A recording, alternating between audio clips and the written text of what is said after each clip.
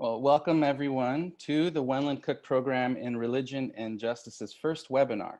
Our theme is Liberating People and the Planet, Intersections in Economics, Ecology, and Religion.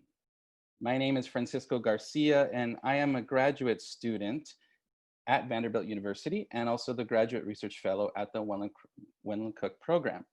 We thank you for joining us from places all over the world, from places near and far. Virtually every continent is represented, and we're just so excited to be launching this first of a series of webinars about liberating the people and the planet. I'd also like to mention that this webinar will be live streamed on our Facebook page on Wendland-Cook. Looks like it's preparing at the moment, so just give it a few minutes and it should get up and running soon. But back to our content. Calls for liberation are only being reinforced in the global pandemic of COVID-19. People's liberation is becoming more and more urgent as we are confronted by rising inequalities and injustices. The experiences of working people that are all of a sudden being called essential point the way. Race and gender play substantial roles as well. In the US, women of color are most likely to be among these essential workers. At the same time, the planet's liberation is becoming more urgent as well. Rising temperatures, rising ocean levels, and rising pollution spell doom for the survival of many species, including humanity itself. Protecting some at the cost of losing others cannot be the way forward. There are many voices that say that we can do better. At the Wendland-Cook Program in Religion and Justice, we share these concerns and commitments, and we are investigating how religion can become part of the solution rather than remain part of the problem. Aided by liberative theologies developed in the past decades and throughout history, we see hope emerging in unexpected places. Those who are most affected by the pressures of our age are not just victims. They are also agents. In this climate, we seek to contribute our part to a re-emerging spirit of solidarity that was long declared missing or impossible. Before we jump into the conversation for the next hour, we want to provide a few instructions on how audience participation will work. The chat function here on the Zoom webinar will be open, and we encourage the posting of questions, comments, and any clarifications that you might have or technical issues you may have related to the webinar. You should know, though, if you post, that your comments will be visible as well as your name. We'll monitor this chat and feed as many of the questions as possible to the panelists during the Q&A section, facilitated by our moderator. We'll also monitor any questions that are asked on the Facebook live stream. I'll be back again at the end to introduce the upcoming webinars, but now I'd like to hand things over to Dr. Jeremy Posadas, who'll be moderating today's conversation and will introduce our panelists. This spring, Jeremy has been serving as Wendland-Cook's first faculty fellow, developing an eco-queer ethics against capitalism. He teaches on the rural border of Texas and Oklahoma at Austin College, where he holds the John F. Anderson Chair of Christian Thought and directs the Gender Studies program. Jeremy.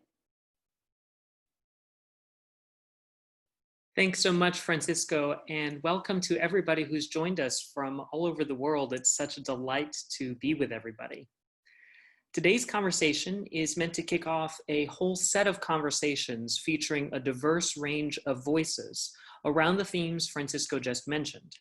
Today, in particular, we're going to think about what the heart of liberation is and why religion needs to be a key consideration in our liberative work.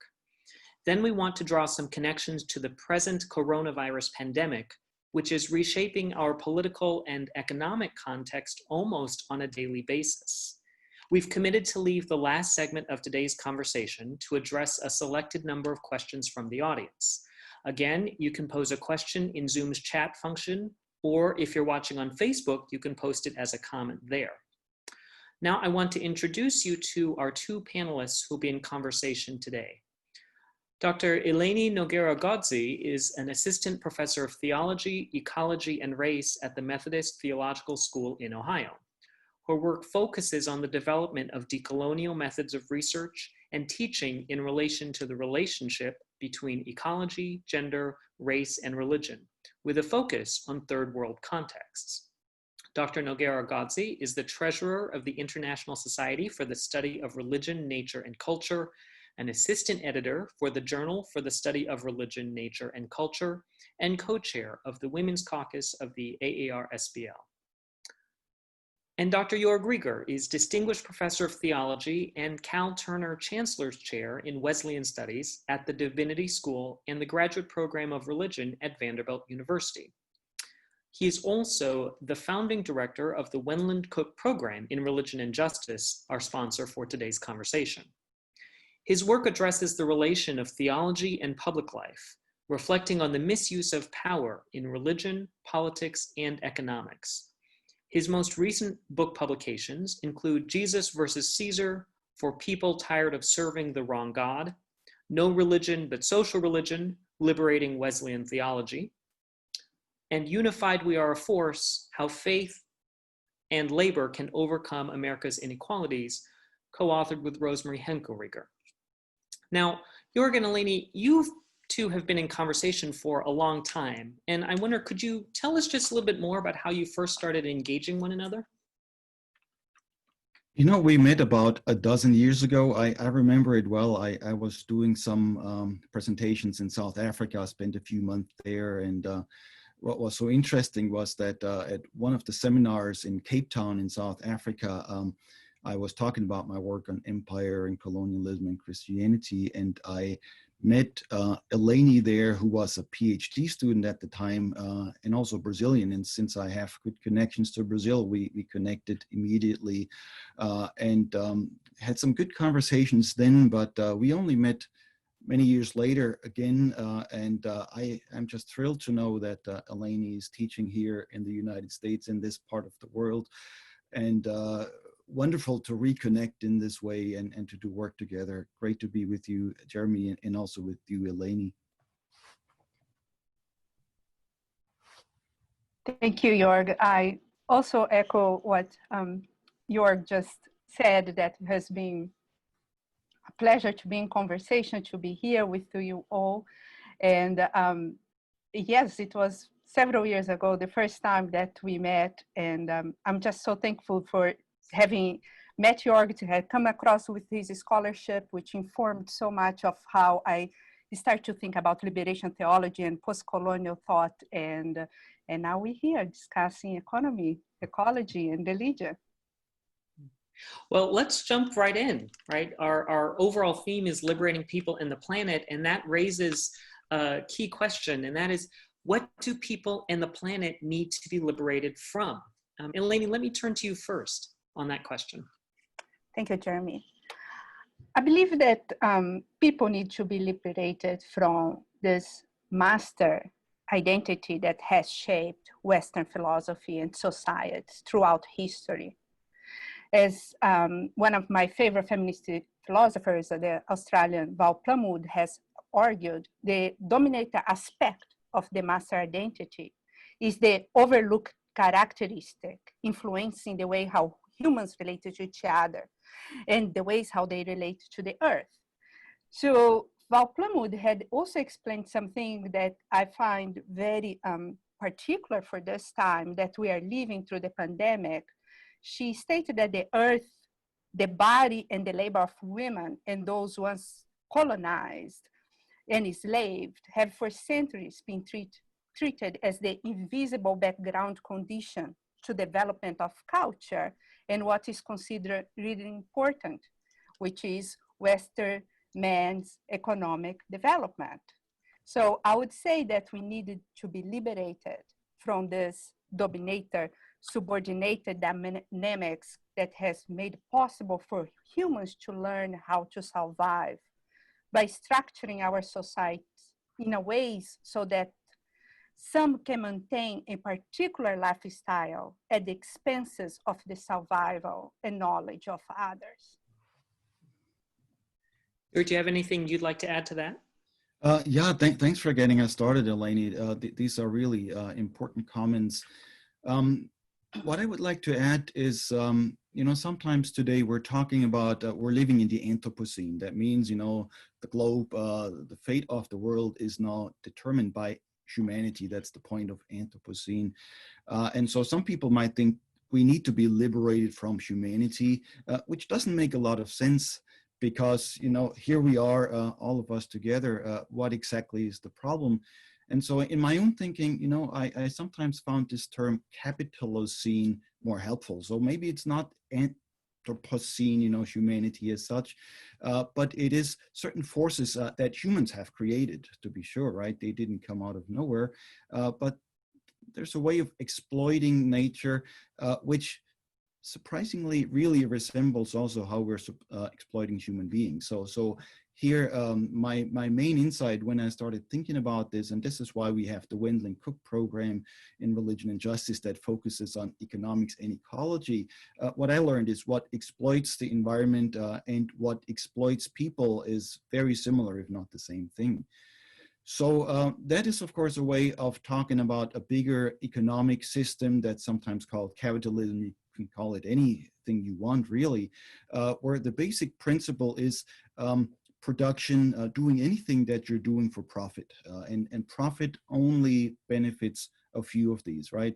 The basic principle in a capitalist economy, just to say it, is the production of profit for shareholders. It's not even the production of profit for workers. It's certainly not the production of profit that also could benefit the environment, though that's possible. That's just not where we are right now. So what we have to be liberated from, I think, is a system, and that's not just economic, it's political, it's spiritual, it's cultural, it's religious, call it colonialism, call it neo-colonialism, anything you want that basically exploits people and the planet in the same way. So there's some thinking about, you know, capitalism making use of so-called cheap things. And those cheap things, I think, especially these days, have become nature, has become cheap. You know, we're just using without giving an account, and labor. And when you think about labor being cheap, you know, right now we're in the midst of this situation where some people have to work for less and little. And as Francisco said in the beginning, this is not just, you know, everybody, but oftentimes minorities and women are even more affected by that. So here, what we're worried about is this exploitation that affects us all. And I think the good news is once we see it that way, we can find ways of resisting it and creating alternatives. One of the things I noticed between what each of you said is that the liberation is necessary because there's this dual hierarchy happening simultaneously. There's hierarchies being drawn within human communities and within the overall human family, and then hierarchies between humans and the rest of nature. And it seems like for each of you, liberation is necessary in both of those dimensions of hierarchy, both within the human community and then between humans and all of the rest of nature. That's right. And I think there's a synergy. So this is what we're now exploring also, right? How can human beings, how can humans and nature develop, you know, some resistance here together? How could we reinforce each other? Mm-hmm. And I think that's, my sense has been, that's been some of the important work we're trying to do in Wendland-Cook overall. I mean, for example, that's why we really chose to focus on liberating people and the planet, that it's not only one or the other, but both together. Well, one thing doesn't go separated from the other, right? We can exactly see, we're talking about the pandemic, and as Francisco mentioned in his introduction about the work of those that have been considered now essential. And these are the same people that have been kept in the borders and being said that they were undesirable. So why are they now suddenly essential? And it is the same way how people are being treated as essential for the survival of some and not for the entire community. It's the same replication that our society has shown to the earth. It is this domination and taking as if there is no, as if the earth or people don't have agency on their own, if they could just be taken for who are those that can be subordinated in order for others to survive in a way that doesn't demand the same type of labor that is being demanded for those that are subordinated. Yeah, I want to shift a little bit, but before I do, Elaine, you had mentioned a philosopher, I think it was an Australian philosopher in your opening comments. Could you just say that person's name one more time? Sure. Her name is Val Plumwood. Okay. She published a book called The Mastery of Nature in 2003.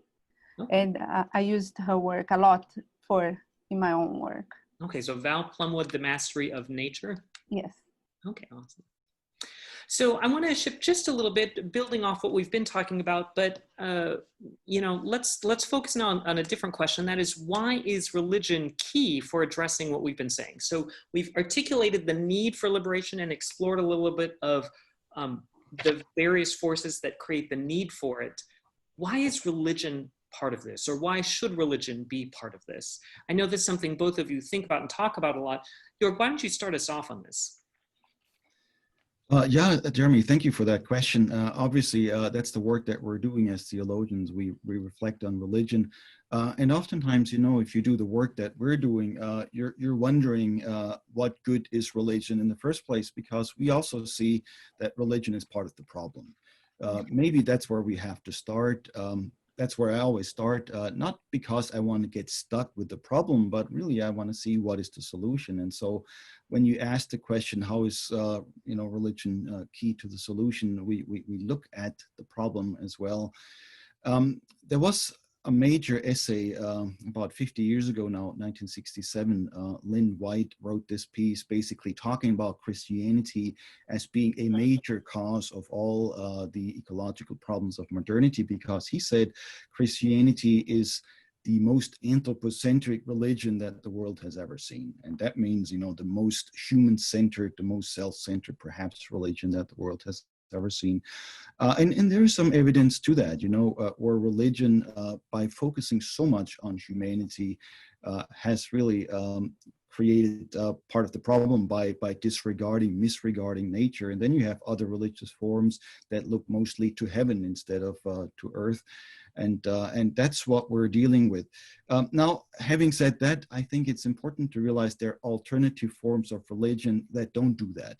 And so I think what both Elaine and I are doing in different ways is trying to reclaim those alternative forms of religion, trying to see what this really looks like, not just in the world of ideas. I mean, ideas are always great, but they're easy to handle and manipulate. We want to look at this also in terms of actual relationships on the ground. You know, what is it that religious communities are doing?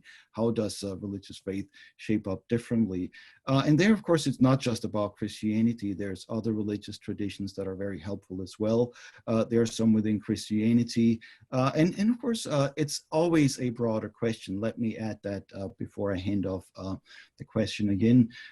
We should never think about religion in isolation. This is what sometimes happens. So then religion looks like it is the only problem. What Lynn White also said, what was often forgotten afterwards, is that really the whole way of looking at life in the Western world is just as anthropocentric. And that includes philosophy, that includes the way we approach the natural sciences, the social sciences. And so if we work together and overcome that, namely this focus on just parts of humanity. Of course, I would add to White, that's what he didn't say. It's not just focusing on humanity, it's focusing on specific parts of humanity, human beings, you know, Europeans, Americans, and forgetting about the majority of the world's population. So reclaiming that we can do, there's alternative religions, there's alternative Christianity, there's alternative economics, there's alternative ways of looking at ecology. That's where I find the hope. Elaine, how about you? Where do you see the role of religion in this, or what are some of the main roles that you see? The fact that anthropogenic climate change was born in a crucible of inequality, blinded desire for economic growth and greed, those reasons alone make it a religious problem.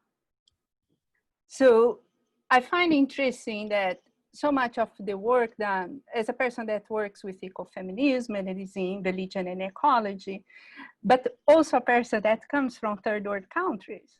I find interesting how much in the American context, so many of my colleagues, they have this tendency of radically criticizing religion, especially Christianity, rightly so, but very little is offered to how to reconstruct, right? Once a pastor friend of mine said, there's so much about it's so much being published about what Christianity shouldn't look like, but so little about what it should look like. People don't really know what they want or they desire. So I can see, I had a huge change in my mindset after I came to work in a theological school. This is a school that are shaping and graduating people that are not only going to become academics, but are religious leaders, but completely centered in a sustainable, in a ecological, in a ethos.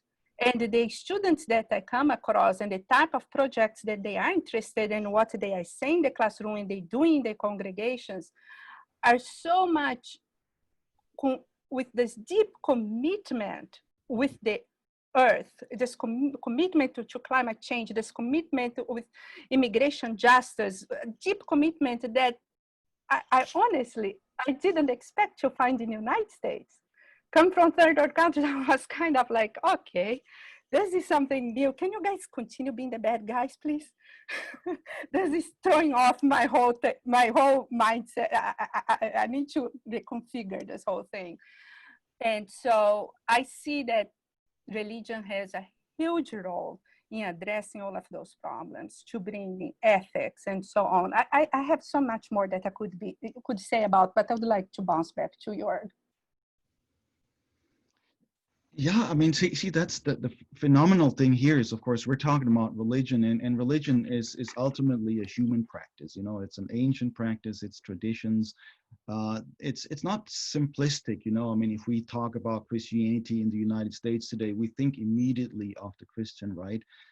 But even that is a fairly modern phenomenon. You know, this is not the way Christianity has been for 2,000 years perhaps, you know. So keeping in mind these actual expressions is important. But there's something else, and since we're theologians, not just scholars of religion, I sometimes say, you know, we also have to talk about the divine. That's a little bit more difficult and tricky. But I think there are images of the divine that are really also part of the problem. Like, for instance, you know, images of God as being completely removed from the world, independent, you know, or images of God, you know, as an emperor sitting on a throne. In modern language, of course, this is God, the CEO, you know, or the all-powerful president, usually a white male, right, who controls everything. Those are harmful images, and those are not images necessarily that are at the root of a lot of our ancient traditions. You know, I mean, Christianity grew up within empire, ultimately ending up worshiping a God who was the anti-emperor, you know, somebody who was not ruling from the top down, who worked through organizing and building power. That's something that was never forgotten. Of course, that's something that Christianity learned in a way from its Jewish traditions, right? Going back to the Exodus, where God is on the side of the Hebrew slaves. And of course, the Exodus ties us not only to our Jewish brothers and sisters, but also to our Muslim brothers and sisters who hold those same traditions. So all of a sudden, this thing gets more interesting. God in the world, in the struggle, fighting oppression, taking the side of the people, inspiring a different sort of religion. That's sort of what I would add to that conversation as a theologian. So again, we're going to try to work in as many questions as we can. One came in through the chat that I thought is directly on point at this moment. And I just want to get both of your take.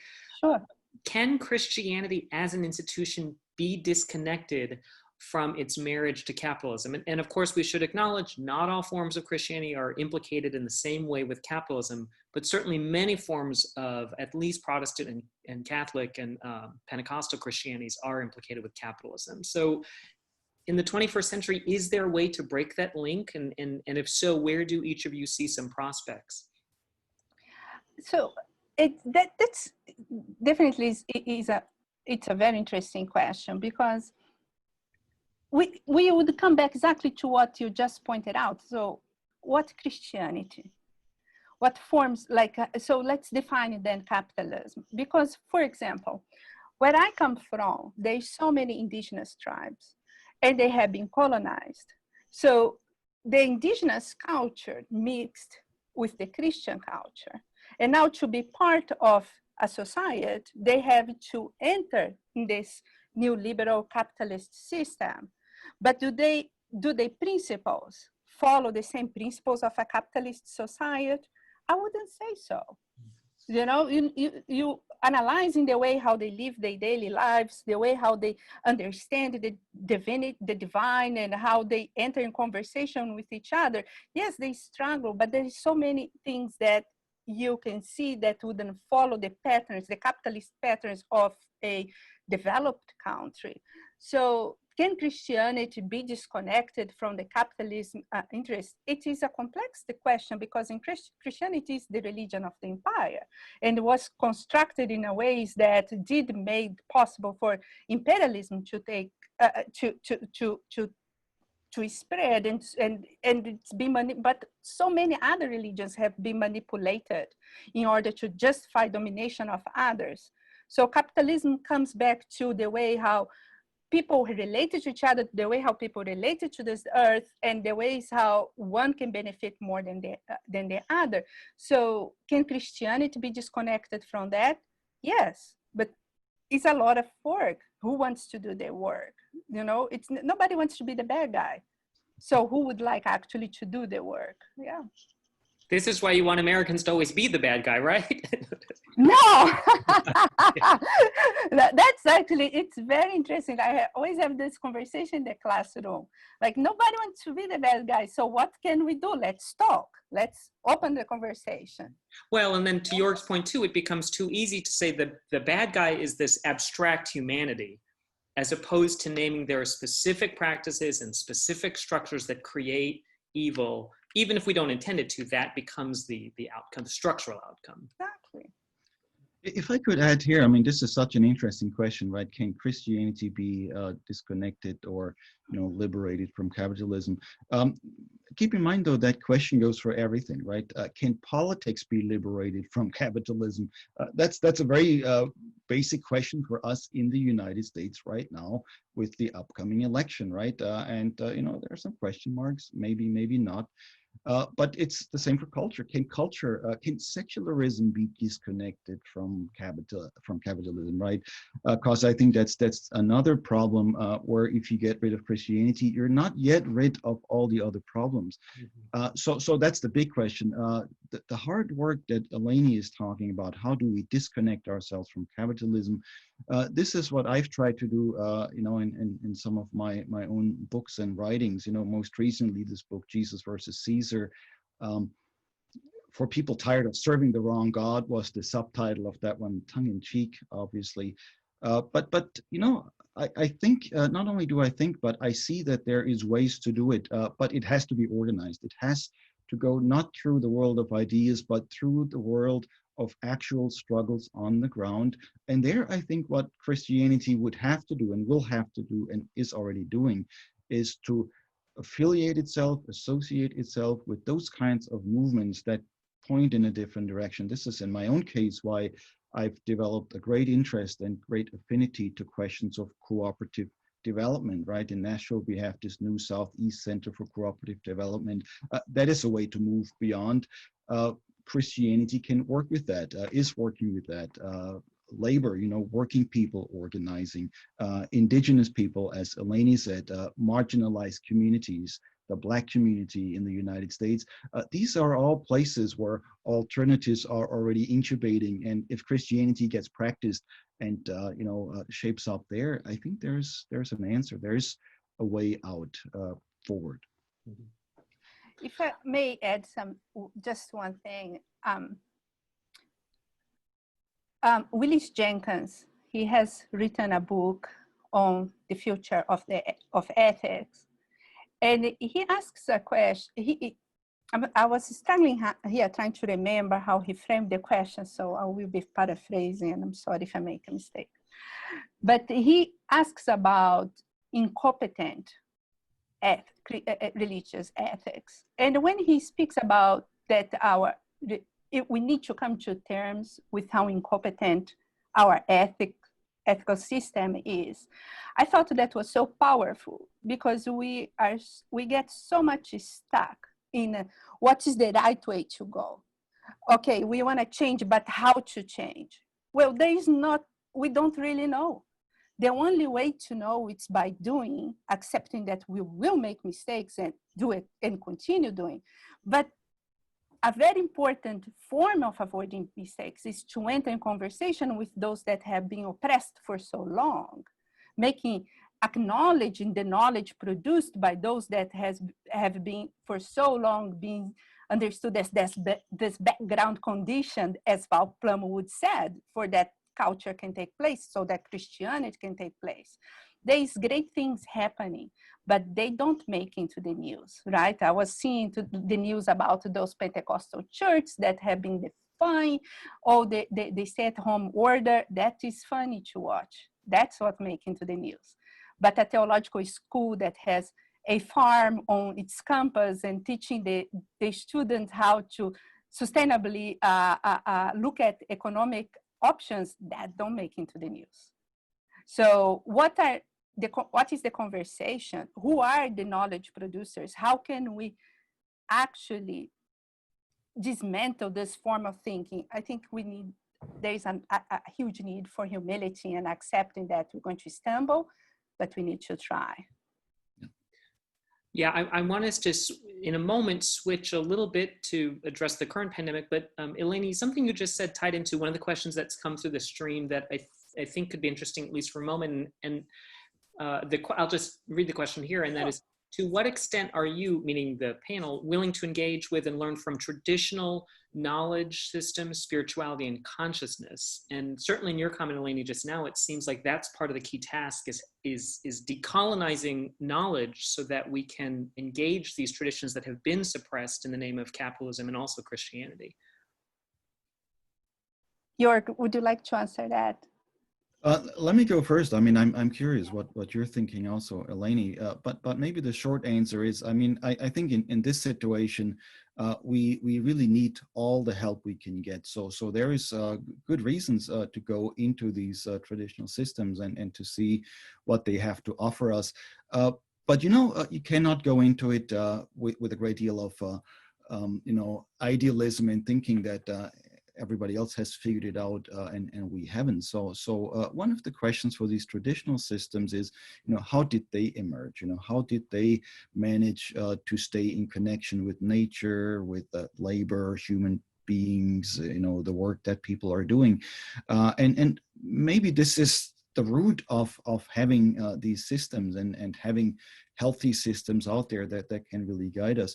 So in everything that we're doing, my advice is always, let's keep the whole conversation together. Let's not just talk about religion, but let's talk about how religion is always tied to economics, politics, ecology, and then we learn from that, so rather than now open a book or just talk to someone about ideas, let's figure out how people actually live these things on the ground in practical settings and then work together. That's sort of a new way of collaboration. It's a new way of solidarity where we don't have to be all exactly alike, but we work together and we make use of all the different resources that we can, and that's a way of showing respect. Yes. I echo what Joerg just said. Traditional knowledge, it is a very important partner in the dialogue. It cannot be romanticized. And I really struggle with when I see scholars, especially in ecofeminism, when there is this romanticization about the indigenous knowledge and nothing is done to take them from the position of oppression, of subordination that they find in themselves. So I struggle with that. But I see the importance of entering dialogue. It is a key tool for any decolonial conversation. But one cannot enter in dialogue if they're not capable to practice self-reflexivity and to see what position they find in themselves in this structure of power, and to take responsibility for their own, from their own position and structure of power, and how their own life is responsible to keeping people in marginalized positions. So I don't know, like, I'm sure that anyone that had to learn another language will know that when you actually are learning another language, you learn so much more about your own language. So I see that as a really important strategy when you enter in conversation and you're learning about other cultures, to use that as a self-reflexive moment, a moment for you to really realize what is our position, own position. And maybe adding on to that, or just re-emphasizing what Elaine already said, you cannot really work with other alternative, also indigenous knowledges without being in the struggle together. Otherwise, it becomes another form of, appropriation of other people's wisdoms because maybe we're desperate or something. So here, I think the only way to really do this interreligious, intercultural work that we all want to do, and many of us are doing in our own ways, is by really being in solidarity on the ground. And that's what I would encourage anyone and everyone listening today to be thinking about. How can we bind ourselves together in more faithful ways? Well, we're getting a number of great questions, so I want to make sure there's time for Q&A. But before then, we do want to spend a few minutes connecting what we've been talking about specifically to the current coronavirus pandemic. And so, actually, Elaine, let me point to you first. Of the things we've been talking about, the themes we're engaging, what are some things you see shaping or affecting or impacted by the COVID crisis? When you say impacted by, you see, I'm here wondering if those things are actually shaping the current crisis, or if, as much as if the pandemic is exposing existing structures. You know, like that, it seems that some structures that have become habitual, that have become acceptable, are suddenly being exposed.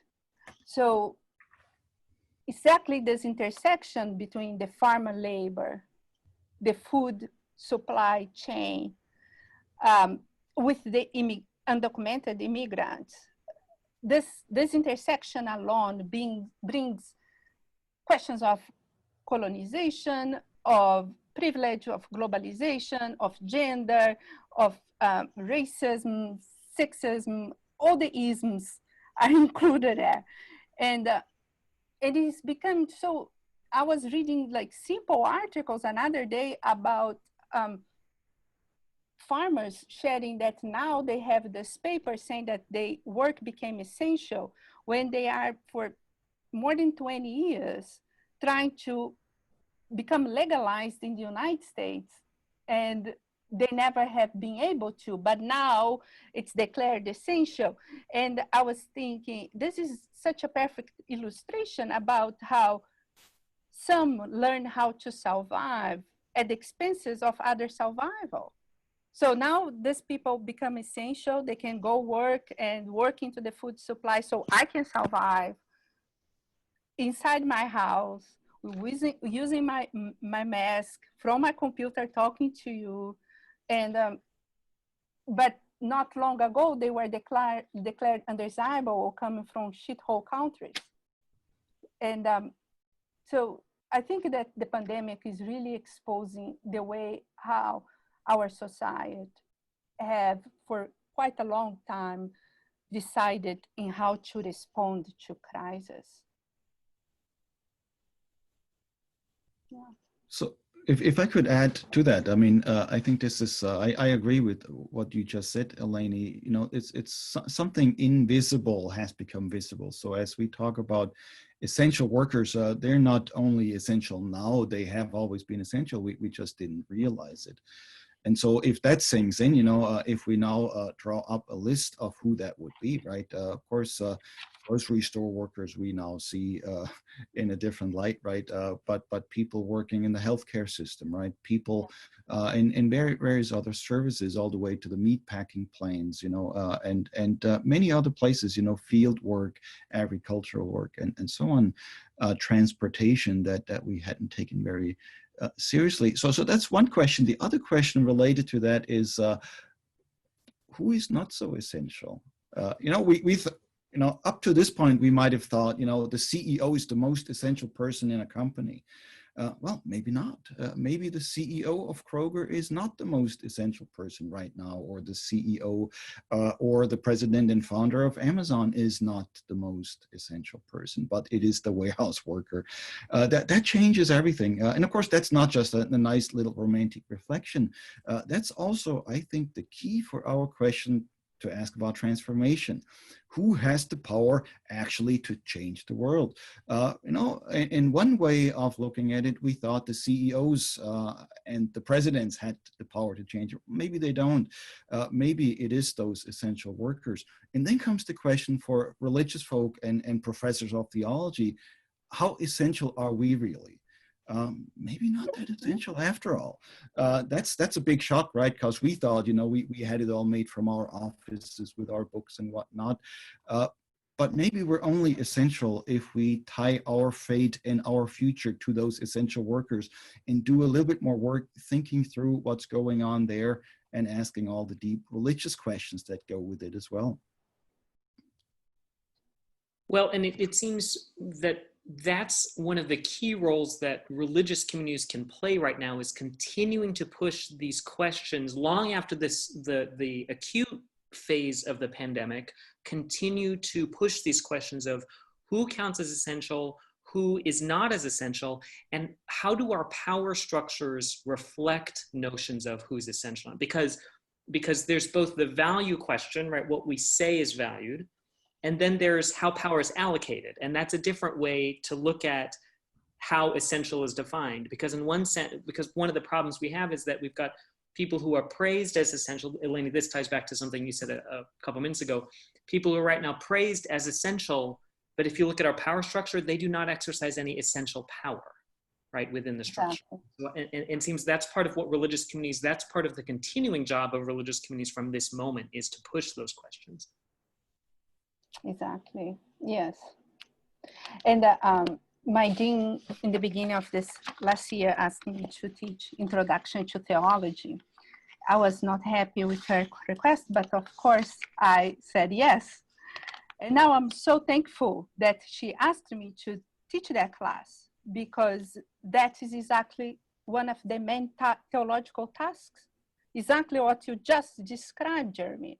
It's one of the three theological tasks, is to bring into conversation those points that what is actually essential to the faith, to the tradition, and what is not. So I really like what you just said. It really ties back to thinking about what should be the theological task and what should not. Yeah. I mean, I would say it really changes everything. Not that we're not in the process of changing already, but now we have a push that will be with us, hopefully, as long as we're alive. And maybe this is the time now that we can sort of move forward. The other question, maybe just to flag it, is to say, we've talked about essential work, human work. How can we think about nature's role as more essential as well? And I think that's just as important, to think about nature not as a passive subject that we have to protect, but that also has some agency, that also has some, well, let me put it strongly, some revolutionary agency. And if we link to that, maybe something else would happen that at this point, the labor movement has oftentimes missed, that religion has oftentimes missed. And so that's a next conversation, maybe for one of the next webinars, but I definitely want to flag that. Well, and one of the things I'll be talking about in an upcoming blog post for the program too, is this paradox of we, as people trying to survive, can recognize essentialness, but capitalism actually abhors any worker being essential, right? Capitalism needs no one to be essential because the capitalist model of profit making relies on disposability. So there's, what I'll be talking about in a later post is about the paradox of essential yet disposable workers at the same time. And who gets to be, who are those that are defined disposable then, right? Who are those considered to be disposable? They are those that became exactly this background condition so that the economic system can take place. And this background condition who are those? Normally it's woman's body, woman's labor, people of color's body, people of color's labor, the colonized other, the earth. So yeah. That's really crucial. I need to just underscore what Elaine just said. This is so important because you know, when you think about labor, you know, this term reproductive labor very quickly gets applied to women's work, gets applied to the work of enslaved people, gets applied to people who are usually either paid less or nothing at all. And that's, of course, how we see nature also as reproductive labor. And so I know this is some of the work that you're doing, Jeremy, reclaiming not only the value, but really the power of reproductive labor. I think that also has to figure in the conversation. Yes. I'm going to turn us now to respond to some of the questions that come up from the audience. We have a bunch of questions that have come up. We're not, unfortunately, going to be able to address all of them. And a few of them I'm going to conflate a little bit to pull out some common themes. So several of the questions address something related to the complicated position of theological education, that is, the complicity of theological schools and institutions in some of the very power and economic structures that we're talking about critiquing. So both of you teach in theological education. How do you think about the complicity of the institutions that both, they both, that's how we pay our bills, that's how we eat because we teach in them. And they're also a place that allows us to teach our students about these issues and to work with our students to imagine another world, but they're also deeply complicit in these systems of inequality. So how do you puzzle through that? Elaine, can I turn to you on this first? Actually, I would like to ask if Joerg can respond first, because my experience in the I have started to teach in a theological school 3 years ago. Before I was in a huge university in South Africa. And my experience has been a little bit different than most people teaching in theological schools. So yeah, thank you, yeah. Yeah, I mean, I'm happy to tackle it first, maybe also because some of the bigger, more, you know, well-known schools might also be more complicit, you know, let me say that just sort of for my own setting.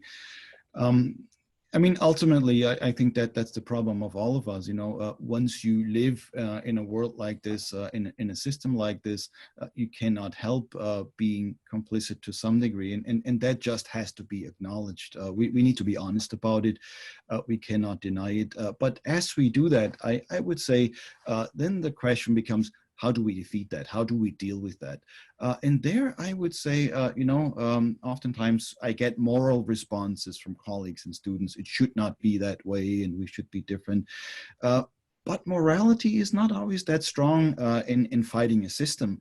We need something that goes a little deeper than just moral values and ideas. I think we need practices. We need actual solidarity on the ground. And this is where I would say, you know, any school, and that's of course not just theology, that's university, any other place, any church that is not part in the struggle in identifiable ways is much more in danger of being complicit. Now, once we're in solidarity, we haven't finished our work. That's when it begins. But that's, I think, the only way I can see out of this. This is what we're trying to do with the Wendland-Cook program, you know, bring theory, praxis, and engagement together. And sometimes, you know, if you're an academic, people think you're a lesser academic if you're also an activist and engaged. But I think that the two things will have to happen together. because it goes very, very deep, and anything and everything ultimately is complicit. Nothing will be safe, not even the dead in their graves. You know, you touch now at the end about the activist academic dualism. I find that it used to drive me insane, and now I just find it funny because I struggle with the idea of being an intellectual that are deconstructing and pointing out the critique and the issues, but that's it. That's all I should do about, right? Otherwise, my own scholarship gets to be criticized. But you know, in 2008, there was this study titled Naturally Ambivalent, Religion's Role in Shaping Environmental Action. It's 3 authors. I can't remember their names right now, but I remember the name of the study. And in that study, they were saying that religious congregations, that in religious institutions, and I would add there theological schools, they can in fact influence on environmental actions, but if they provide opportunities for people to practice environmental actions and cultivate beliefs among members that they will be held accountable for such actions. So I would think that the theological schools today, there are so many theological schools interested in bringing conversation about climate change, about immigration is a little bit more difficult topic, right, for many theological schools, but about gender and oppression, and that becomes so essential in this global crisis and in developing solidarity and promoting a moral and ethical responsibility, so that the students, that we can understand the impact of our own choices. So for me, it is difficult when I'm speaking in different schools or different theological schools, and I don't see those schools also engaging with such matters. And I even question how, like, the integrity of what is being said and what is being taught. And but then it comes back for the dualism that Joerg just pointed out, which is very ironic in my point of view. I could go for hours talking about that dualism.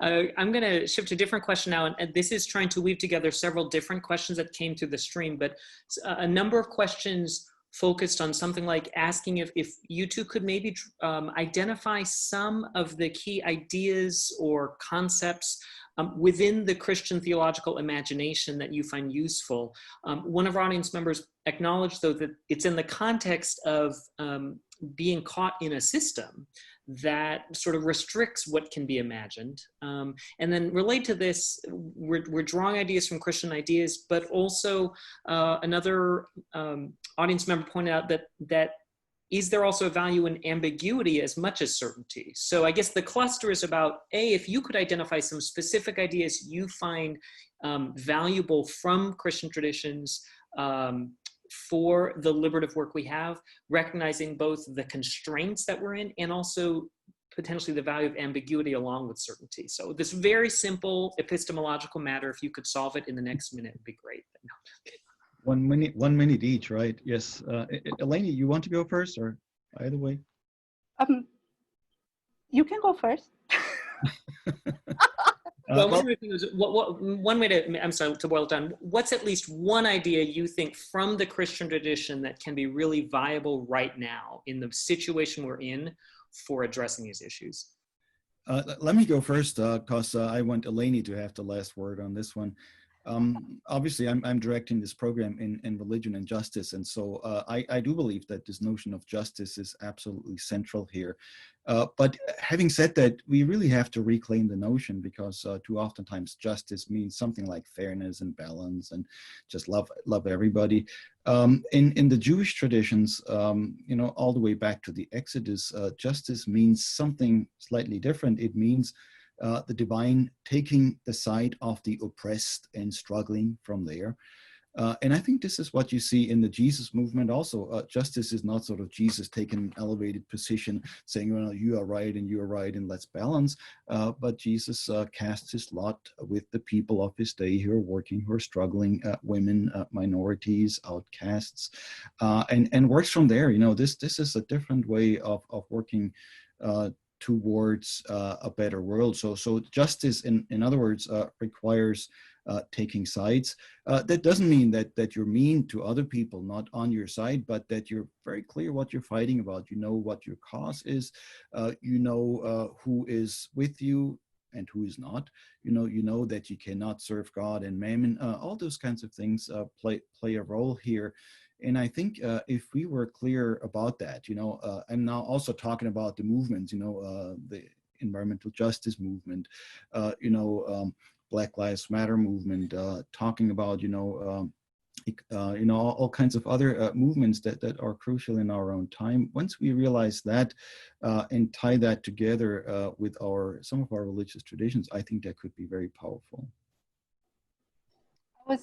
As Joerg was talking about justice, I was thinking about Dorothy Souls and Yvonne Gebara's book, where they discuss the historical Jesus and discuss about resurrection and salvation and redefine those ideas in relation to a person that actually was committed to justice, deeply committed to justice, and thinking these terms about a commitment to the other, commitment to the widow, to the orphan, to the poor, to the immigrant, and ideas that became lost throughout a capitalist system that so much focused on the individual and individual growth and individual benefit, but bringing this tradition of community, of hospitality, of thinking on the side of the oppressed, but extending the hand and being actually showing this hospitality as a spiritual praxis. I think that Christianity, as much as many other religions, can offer so much for a ethical and a balanced life with each other and with the earth. Of course, a lot of deconstruction takes places, a lot of reconstruction takes places, and the willingness to let it go some aspects of the tradition that became so harmful, and to bring knowledge from those that have been navigating the tradition from the margins for so long and have found meaning in how draw from the tradition ways to survive. So, yes. And maybe I fully agree with your points there, Elaine. It just occurred to me this Hebrew term tzedakah, which is one of the Hebrew terms for justice, really can be translated as restoring community. So your emphasis on community, I think, is really at the center of it all. And then, of course, it's human community, but it's also community with nature, thinking about animals, thinking about deeper relationships. This is why sometimes we've talked about deep solidarity. It goes that deep, but I just want to affirm your point of community. I think that's the crucial one. Thanks. Thank you. So we need to, in just a moment, hand over to Francisco to wrap us up. But I know we're at our time, and folks will need to go in just a moment. Let me just offer this as a way to close our portion of it. Could each of you name one community or group or organization that you're aware of that's doing some important work, and not describe it right now? If you could just name it, and then our audience members can look further, that is an example of some of the solidarity building and some of the transformation that you really want to draw attention to. So if you could just name, again, a group, an organization, just something going on the ground that you think is a good example of what we need to be doing. You don't have to describe it for very long, but just name it and people can learn more about it. It's the wonders of the internet. I would name the border links in Arizona. I can go on. You said to name one. Yep, that's great. Joerg? I would name the whole development around cooperative development. So I already mentioned the Southeast Center of Cooperative Development. Quick reason, because I think this is the place where community is formed in relation to issues of production and labor, which goes so deep, that includes essential workers, essential work that we need to do in order to keep humanity alive. And I think there's a good theological reason, because I see whatever we call the divine also working much more cooperatively than hierarchically. Good, thanks. And Elaine, I noticed in the comments a ton of people have already been praising border links too. So both of those sound really exciting for sure. Yeah. I'm going to turn it back to Francisco now. If you're watching, we just have a few closing comments so we can wrap up, but I'm going to hand over to Francisco. Hey friends. So what a wonderful first webinar we've had. Such depth and critical collaborative conversations about these timely issues. We're so grateful that you've joined us for this important series featuring diverse perspectives on liberating people and the planet. Many are aware that the economic, ecological, cultural, and religious problems of our times are interconnected. And so here at the Wendland-Cook Program, that's where we're committed to. We're committed to analyzing these connections, investigating solutions, and organizing our communities based on what we have learned. And as you can already see, our presenters and panelists come from all kinds of different walks of life, representing multiple forms of thinking and diverse intersectional perspectives. So that's what you can continue to expect from us in our work here at Wendland-Cook. We all come from different places and have different identities, and yet we're all involved in movements of liberation and justice in some way, in our writing and in our actions. Our invitation to you is to join us and help us understand better where we can join you. So as we close, we want to just give you a couple of next steps. This information has already been posted in the chat, but you will also get an email tomorrow as you have registered for this webinar. Step 1, sign up and get the word out about our next webinar, which is on Wednesday, June 3rd, 7 p.m. Central Time. This accounts for our overseas panelists and audience.